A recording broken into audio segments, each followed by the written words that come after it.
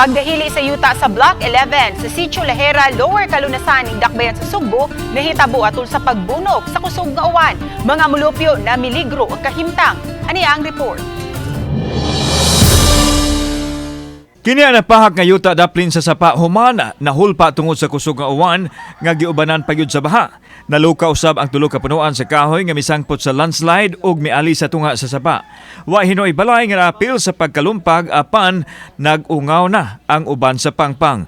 Kinadto nakita karon maning porsyon sa nidahili nga yuta diri sa Block 11 Sitio Lariha, Barangay Kalunasan sa Cebu City tungod sa kanunay nga pag-uwan unya kining sapa ato nakita tin-aw na ni karon.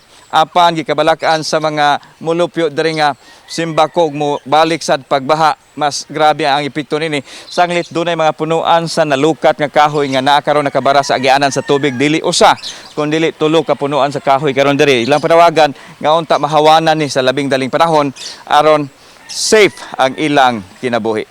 Naabdanamo si Anthony Noval nga nagmanumano sa pagputol sa gamot ug sanga sa kahoy apan naglisod busa nanawagan siya sa hinanaling aksyon sa mahingtungdan.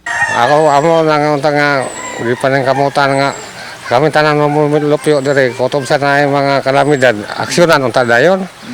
Mao na among pangita nga kuan ba kay kami pertigil na mong isura in tawo na.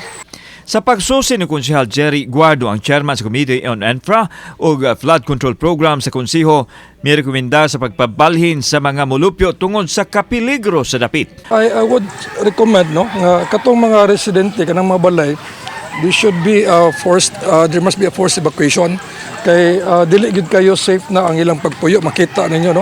Pahawanan sa dakbayan ang mga istruktura daplin sa sapa ilabi na kadtong nahasulod sa 3-meter easement.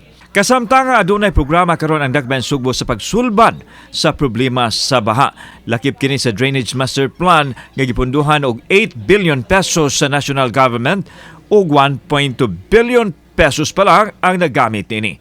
Those structures built within the 3-meter easement mapugos gyud ta pag demolish and relocate sa ilang mga residences.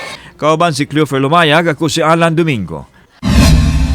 Balitang Bisdak.